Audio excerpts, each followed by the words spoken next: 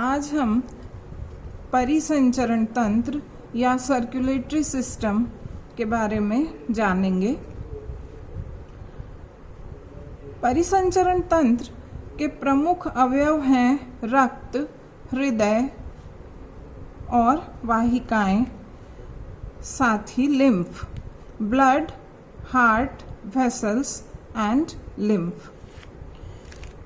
इसका जो पहला अवयव है रक्त या ब्लड, वो एक तरल कनेक्टिव टिश्यू है या फ्लूइड कनेक्टिव टिश्यू है।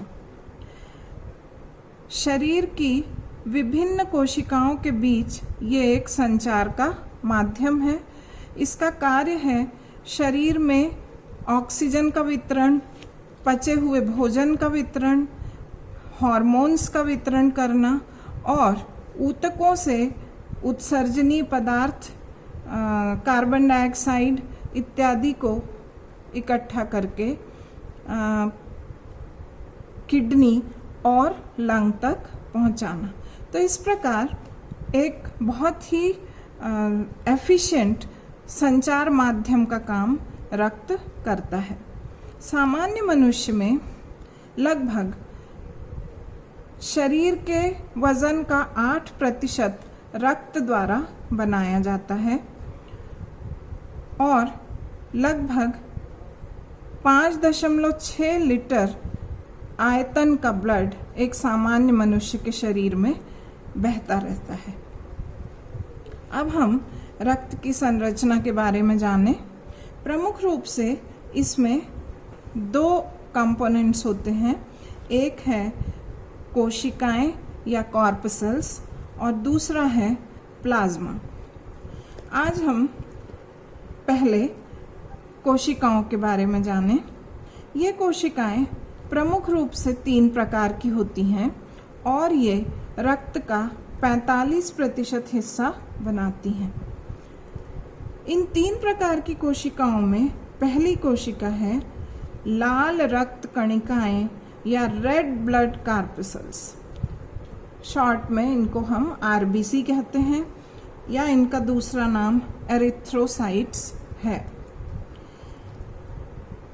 मैमल्स या स्तनधारियों में बिना केंद्रक वाले तश्तरी के समान आरबीसी पाए जाते हैं।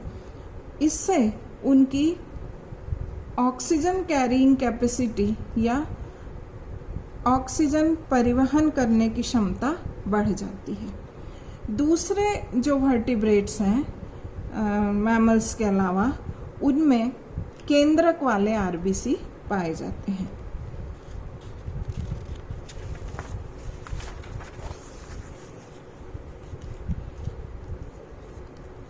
ये एक सामान्य चित्र, सिंपल चित्र बना के मैंने समझाने की कोशिश की है। ये एक तश्तरी के समान कोशिका है, गोलाकार, जिसका बीच का हिस्सा हल्का सा दबा हुआ है क्योंकि यहाँ केंद्रक उपस्थित नहीं है।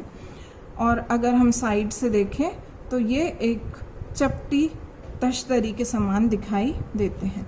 ये सेल बहुत ज़्यादा नर्म और लचीले होते हैं, सॉफ्ट फ्लेक्सिबल सेल्स, ताकि ये सक्रिय केशिकाओं मतलब कैपिलरीज से आसानी से निकल सकें। आरबीसी में हीमोग्लोबिन नाम का श्वसन रंजक या रेस्पिरेटरी पिगमेंट पाया जाता है।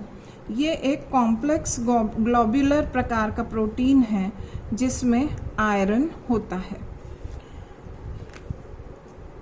आरबीसी का निर्माण भ्रूणीय विकास के समय लिवर, स्प्लीन और लिम्फ ग्रंथियों में होता है, जबकि एडल्ट्स में ये रेड बोन मैरो या लाल अस्थि मज्जा में बनते हैं।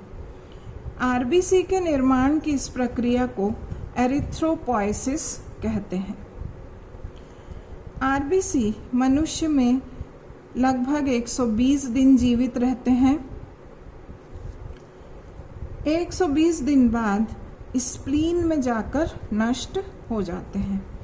इनके नष्ट होने बाद इनके टुकड़े लिवर में पहुंचकर अपघटित होते हैं और लिवर इन्हें बिलीरुबिन और बिलीवर्डिन नाम के कंपाउंड्स में तोड़ देता है, जो कि बाइल को एक रंग भी देते हैं और बाइल के साथ मनुष्य के पाचन तंत्र या एलिमेंट्री कैनाल में पहुंच जाते हैं और वहां से फिर ये बिना पचे भोजन के साथ बाहर निकाल दिए जाते हैं। आरबीसी का प्रमुख कार्य हीमोग्लोबिन के द्वारा ऑक्सीजन को लंग्स से लेकर ऊतकों तक पहुंचाना है।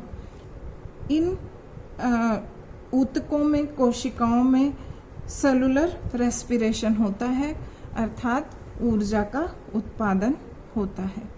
तो यहाँ पर हमने जाना लाल रक्त कणिकाओं या रेड ब्लड कार्पसल्स या एरिथ्रोसाइट्स के बारे में।